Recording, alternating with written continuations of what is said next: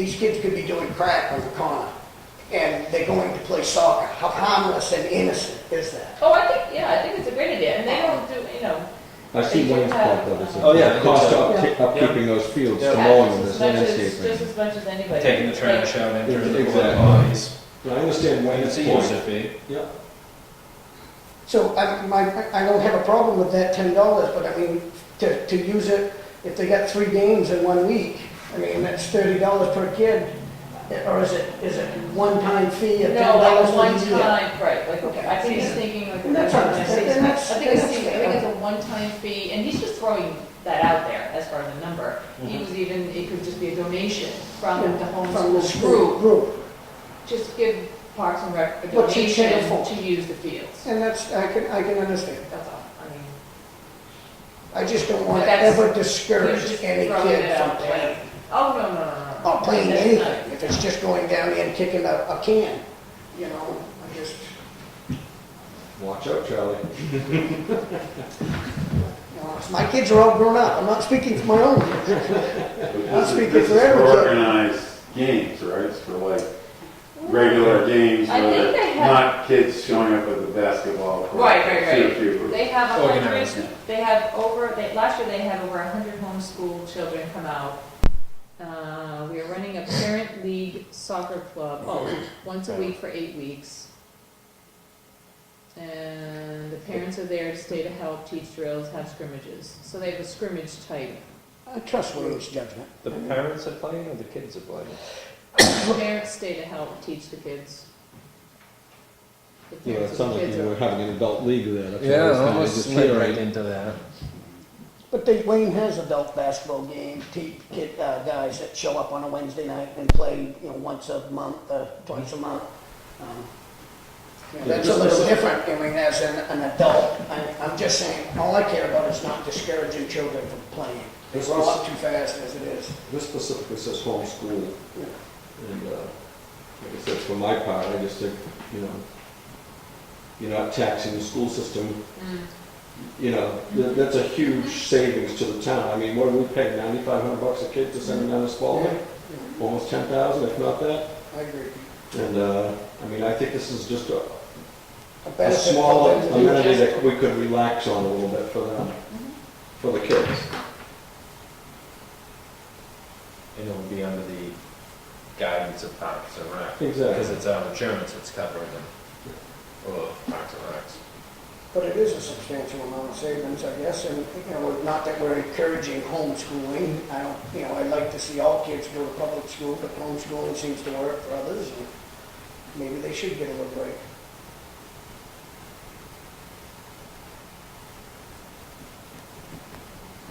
What do we do with that? I was just trying to remember that.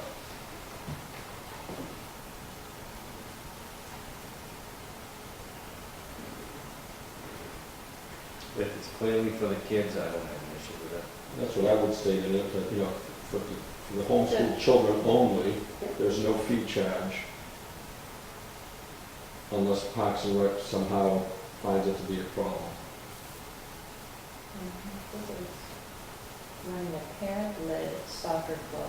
And I think that means that there's no coaching, the parents are doing it because it's homeschool. The Right. parents are homeschooling their kids, they're gonna be they're gonna be a dozen parents. Where do you ever see that, if there's that much involvement? But the question I would have to that, if I could throw this in there, if it is parent-led, and there's no professional coaching or Parks and Rec isn't involved in some way, how does our insurance cover that? If there was an alleged anything, you know what I'm saying? It says, "We will have parents sign a waiver form releasing the town and coaches from all liability." Well, that's They have their own form. good. That was just my concern, because all it takes is one, and then you got a I'm problem. assuming that waiver is only worth the They paper It's know what's what's written going on. on. Yeah, no, it needs to be, I thought under the guidance of Parks and Rec, you would have to start a home-school soccer league for it to, and this started with the Legos upstairs. And I think when we checked with LGC, we couldn't just accept a waiver. I thought it had to go through Parks and Rec's homeschool Lego league, Yeah, I remember that. when it came down to that. Maybe we should check in on that before we, Using the fields. yeah. But what do you do when, I mean, he Like the has basketball adult, court, he has anybody the can- adult leagues down there, he's got the church leagues down there, he's got all these other, Another church league has insurance. yeah.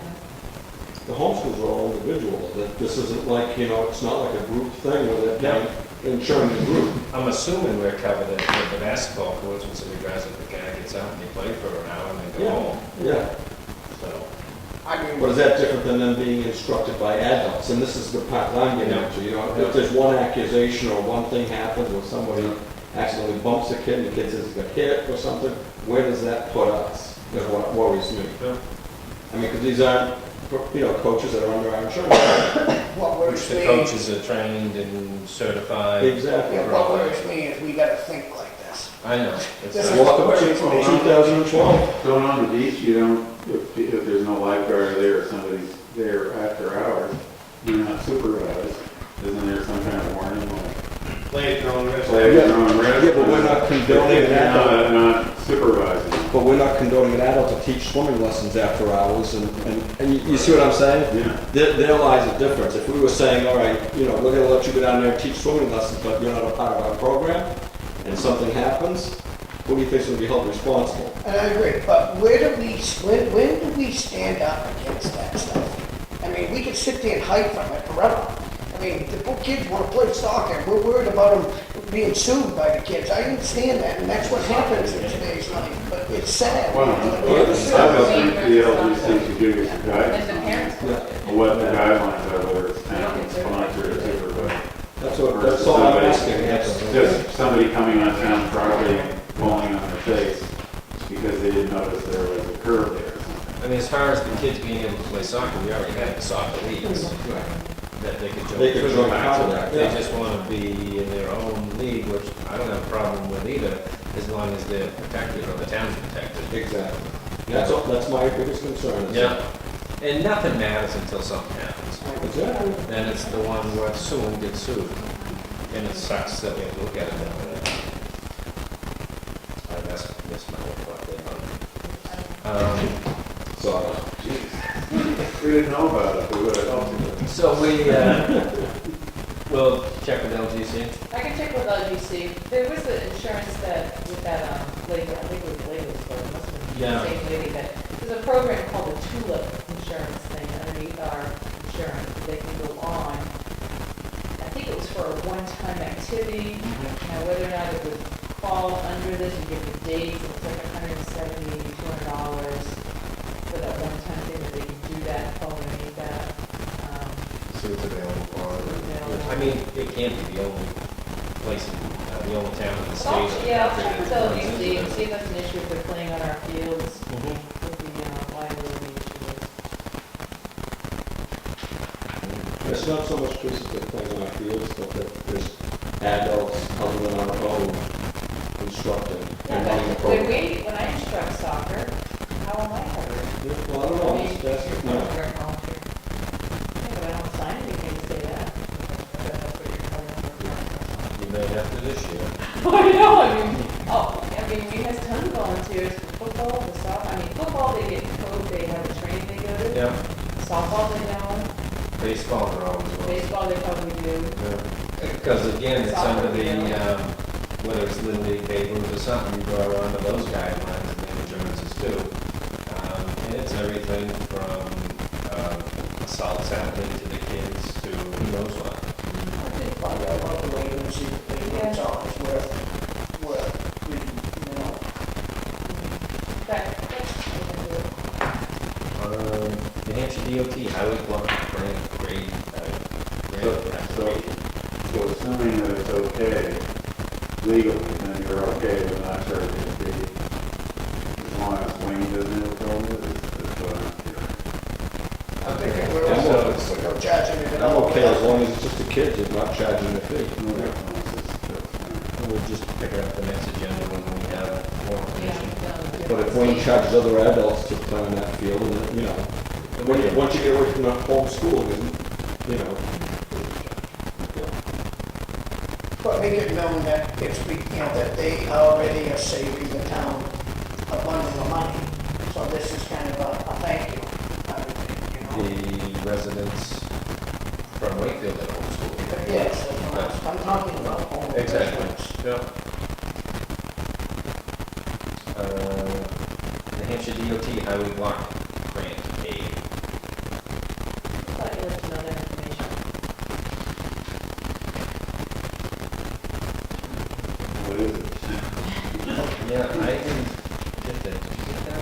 See, yours is different than mine. Your agenda? Not the agenda, but his whole, all the attachments Oh. are different. They're in different spots. Really? Yep.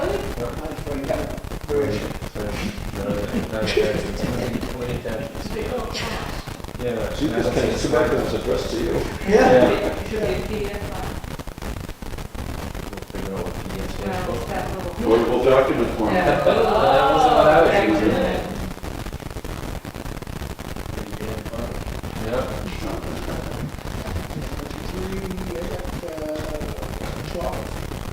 I don't have a slide. We'll go over to the phone. You slide it down. Yeah, I'm caught up. Okay, well, waste management.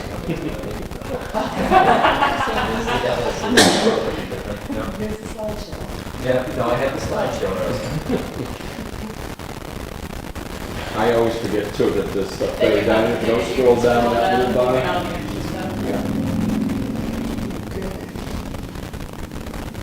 And this is what they were talking about for class 4 and 5 highways. Construction and construction of those.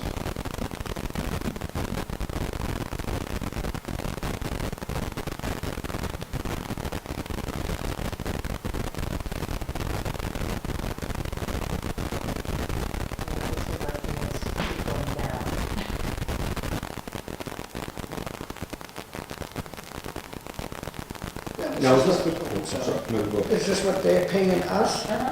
34,000, Revenue we get, 34,000? yep, from the state. 34,000. Well, we get 116 altogether in the 4-month cycle. Is that what it- is that Quarterly, how- yep. Quarterly, From July 2012 to April 2013. we get $116,014.25 Estimated. estimate. Now, that's for all the roads, not just state highways, right? Class 4 and 5. Yeah, but I don't mean class 6, but I mean, you know, any. Town roads Yeah, versus any town roads. roads. Right. Yeah. What would that be all For like? Tom, that comes in July 2012, October 2012, January 2013, and April 2013, divided into 4. The federal mandates, strings are attached. No, that's the state block grant. Comes from the gas tax, which hasn't changed since 1991. And this is used for like the Wakefield Bridge and the canal. I mean, how's that, what's this used for? This just offsets your revenue. Goes into Oh, the it's general like in the fund. general fund so that we can do some Offset your road work or taxes. whatever. Yep, offset your taxes. So what are they asking us? They're just telling us this Just is let what you know. what we've been granted? Yep, Just an information. just an informational thing that I thought you would like to know how much revenue you're gonna get from those projects. So it'll drop down $10,000. Could Drop we, down $10,000 from the first of the year and make it readjusted, and I think that's what happened, I think in January of this past year, I got a new form that really adjusted it. Did they say why the readjustment, or did they read that in? I'm surprised they have any money. yeah, could this be could we use this on things like such as we were, let's say we had a real bad winter, and we needed a little extra Goes salt. into the general fund. So we could use it for something like that? Well, we do, in fact, we budget off of these numbers. Right, it doesn't act, it goes with the general fund just to offset any of your expenses that have happened, but it's more for like when we do the tax rate, and she looks to say how much we got in the block grant. So when you're looking at your revenues and expenses. Okay, so it comes after you've already get the spending. Yeah, you can't use it for a specific item, I guess, is if you're thinking that, oh, you could use it to offset. Well, I was thinking salt that bond. all of a sudden it gets into you, now you got $23,000 sitting in your account, and all of a sudden you're short at the salt. pile is down, could you use that money? But you're saying, No. we've already spent it, and we're just getting some money back at the end of the year, or in July to offset. Two It separate. does offset your highway department costs. Yeah. I mean, that's help maintain this road. This is a But, good money. but This you're, is good. Or it could offset the lights in this building. Right. However you Yeah. want. Offset Yeah. everything. Yeah. It offsets the whole budget. But this stuff right here is a full So- budget plan. I would think if you did not maintain your 4 or 5 roads, that they would have a reason to get it. But you do. Right. Public comment number 2. Ralph? I was curious, is it possible to get an updated version of the 501c3, the progress on that? Yeah, I can tell you that I met with Jim Miller and Jerry, who right now are the two people trying to pull something together. They were going to get in touch with Mike Edgecombe, who was on vacation the first 2 weeks in July. So of course, weren't able, and then of course the Tim Lang incident. So we weren't able to get in touch with Mike Edgecombe. So they were going to try to get him a report today on how it was working. Jim is also trying to get in touch, or I think he had been in touch with me with Conway, nonprofit up there, and the Northborough nonprofit, to see how they formed, to see what forms they need to file with the state, to find out about a 501c3. We've also talked with Ed in this also to try to move this along a little faster. This is a slow process. Jim asked me to look into whether or not we can start getting franchise fees faster than waiting for the contract, the new contract. I don't think so. We can't. I checked with Kate Miller on that. She says the only thing they would have done is you have to do an addendum to the current contract. And where you're already starting negotiations, Yeah. they'll never do that. Because we can start all this process and we can get it rolling and we can get it set, but we got no money for it. So is there anything in writing that's available? Nothing in Oh, I writing can yet. see. Oh, nothing in writing yet. No, I want them to actually, they're trying, I want them to call the state, because I think they gotta get the paperwork from state of New Hampshire, nonprofit organization stuff there. Get that formed. The first step we gotta do, I think, is form a committee, 5 people. 5 people. So, So I thought he was one, I thought you were part of that group, the Jim Miller and I don't think they had decided who they were talking about different, they did mention Ralph, they talked about, I think, Stan Lambara, they threw out a couple names I didn't recognize, so, it's rolling. I just- I'll accept any Yeah. information. Yeah, so, you're welcome. Liaison reports. Anyway, the Heritage Commission is having Heritage Day, and that's going to be August 11th. Let me just bring that up. Just lost it here. August 11th, 10 o'clock to 3, down there in Union. 10 o'clock in the morning, memory tile dedications, 10:30, 1990s Railroad interview. Let's see, they're going to have the Lyle Drew Mill and other Union Mill sites, presentation for that. 11:30, Woodman Chick Mill site. History of ice harvesting down there we presented. And by the way, along with that, Pam wanted to mention that the Heritage Commission picked up an ice making machine from that era, donated to them by the Milton Farm Museum. Ice making or Ice cut, excuse me, not ice making, ice cut, ice harvesting. Ice making is what. Yes. Yes, Ice harvesting, and also they're looking at getting a conveyor outfit. They're planning on setting that up out and back. They're gonna have that turbine, I think, come up at Chick's Mill, brought down there, and set that up as a feature park down there for the mills. And let's see, they'll have lunch available between 11 and 1:30. They're encouraging everybody to come on down. They'll have plenty of artifacts down there for that. So that pretty much sets that one up. And then I'm going to talk about, even though it's not my liaison thing, the food pantry. It's got an event coming up in September. Let me just find that email, September 16th at the Opera House, 3 to 4:30. They'll be having the Wakefield Church's fundraiser event, which is going to be all the churches getting together and putting on, I believe, a show up here. It will feature storytelling, songs, music, officiated by all the clergy of the churches of Wakefield. So I would encourage everybody to come here for that. And also speaking towards the food pantry, I looked online, I believe the set design was approved on the 24th of this month. They're digging the hole, hopefully we'll have a foundation pinned, I think by Friday of this week, and that's moving right along. So there's that. I'll move over to Chuck. Planning board, we just pretty much had a workshop, planning board, where we discussed, we had Forrest Bell came in and discussed about the increase in phosphorus in all our lakes. It seems to be a high increase, but I think it's more of a moderate increase, in my own opinion. But it's definitely an increase, and we studied, we were taught on how to do water management projects, such as inexpensive water management projects, so that people can do some things on their own, such as rain gardens, or water runoffs off the roofs of their buildings. These things are very unique. They're just little gardens where your gutters come down and drain into, and you never have to water your plants. They're always being watered. It doesn't take your rocks off your thing. It's just making a little rock garden or something like that. I thought it was very interesting that these things, these preventive maintenance things that cause such issues can be done so cheaply if educated.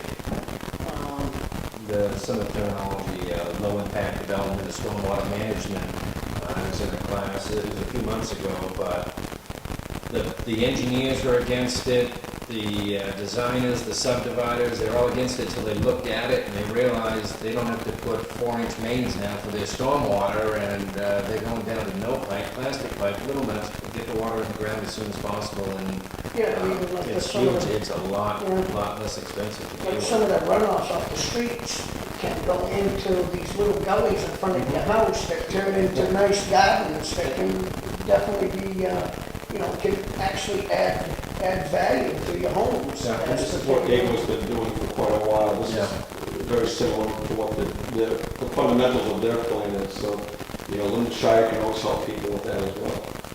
Well, just the unique part about the little seminar workshop that we had was that these things were cost effective for these homeowners to do themselves. And when you're doing these, you're doing them during your landscaping. Every house is going to have, every new home gets landscaping, whether you do it yourself or you hire it out. And these little rock gardens are just materials that come from your own yard that can be done. And I think with, I thought, I wish it was televised at our meeting the other night, so that the public could have seen it. I'd love to see him do it again with the public, with the television, the television being broadcasted. But I thought it was very interesting, and it went very well, and I thank Forrest Bell for coming for it. But sometimes I think there's some scare tactics are involved that but I think sometimes you need a little scare tactic to get people aware of what could happen. But there's definitely a study that does indicate that there is an increased amount of phosphorus in our lakes, and it's not something that's jumping clear out of the water. It's just in a gradual mode. If you scale it and give a schematic of it, it's very, very likely showing an increase, which we need to address now so that we don't get to them points. But I definitely want to keep the cost down, and this was a very good seminar to show us how to do that. Were they talking drafting any ordinances or just voluntary informational? I think it was more informational at this point, because they're obviously not trying to scare, I don't think they're trying to scare us too bad, but I think they're just trying to make us quiet. I think if you do this around the lakes, the state requires this. water runoffs, stormwater management. And that's what we We've been doing was, this for a couple of years Yeah. in the shoreline, in the CSBA's. and that's what we was just saying as a board, that, the state already has a pretty good hold on it. Yeah. This was nice to hear it as for listening to it from the state level. And when you got a state telling you something, you just feel kind of intimidated. This was coming from people that are local, from our own local community, that are doing studies themselves voluntarily. And I don't know, I thought it was very interesting and very educational. Well, what you're saying, I think it can, the state has been requiring people on the lakes to do this, as I said, for a few years. But it can also be affected by the sounds of it if it's just put into a subdivision situation or an inland situation to help prevent flooding basements and water runoff. We're all in the watershed. I don't care where you live in town, we're in the watershed. Maybe you should do it in my basement. Yeah. But any of my other boards that I've got, I was, lucky last week, and everybody has been having, didn't really have anything on it. Yeah, if you're doing a simple rain garden in the shoreline zone, does that need a state permit? The CSBA, Yeah. or what used to be the CSBA. Yeah, Stormwater. but he said that these things that they are doing does not need a permit to do, like such as put a little rain garden underneath your gutter. And these are the things that they were showing, that these are the things that you don't have to involve anybody. If you want to throw some rocks in a pile, have a couple of lawn ornaments that sit off the side, a couple of bushes sitting in the middle, and then the water coming into the gutters. The gutter comes down the side of the building and just washes into this little spot.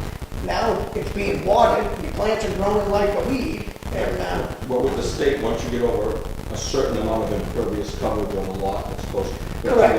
within so many feet of the water, then you have to incorporate these maneuvers to divert. but these were only like these little tiny things. Right. These were just little water holes, and they weren't, actually, they didn't show a lot of this basically right next to the water. They were showing this more on sides of the road next to where the road water all leads into one, instead of going into the drainage system, it actually leads into a gully that's beside the road, and that the town actually put some flowers in there, and the water, it just was very cheap and ornamental.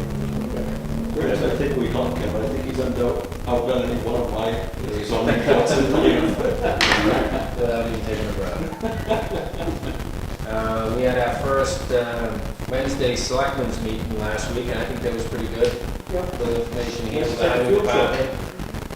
We got to go down and take a look at all the equipment, the facilities they've got, and get a good gist on needs for them, wants and stuff, and here at the budget season and the operation and that. Which brings us to this Wednesday. Correct. You guys available to meet? I think you have 3:30. Yeah, that's, I'd like to look at the state of the budget. I thought we were gonna have the transfer station come in and. I'd like to look at the budget for us to see what the expenditures are, the percents that everybody's at.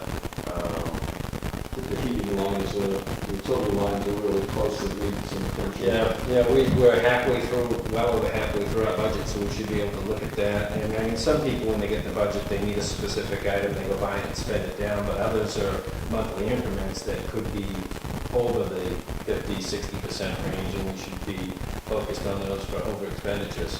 To go back to that, though, event that we had down at the town, the field trip, we talked about the amount of oil that's being burned up in 2 weeks. I think it comes every 2 weeks, and it was like a tank full every 2 weeks. And we are doing some calculation, and it seems that we're spending $6,000 to $10,000 compared to what we could spend on that because he said they could burn $3,000 worth of wood. Well, I think that was Before Before we put the furnace. Before they put the That was why we put the furnace in, so we could get rid of that. Because it seemed like it was, how I was looking, it was very high money. And then I said, why are we buying more? Why don't we buy wood and add to that? Because like you said, that we can't always have that much wood, there's always some on the side of the roads and stuff like that, having a hard time taking it because other people want it. I was thinking that if we're spending $5,000 or $6,000, you could buy quite a bit of wood. Right. We bought 2 loads last year, 2 log loads. Yeah, the idea was for them not to buy wood and to use the wood to offset the cost of the oil. So in other words, instead of sending somebody down there on weekends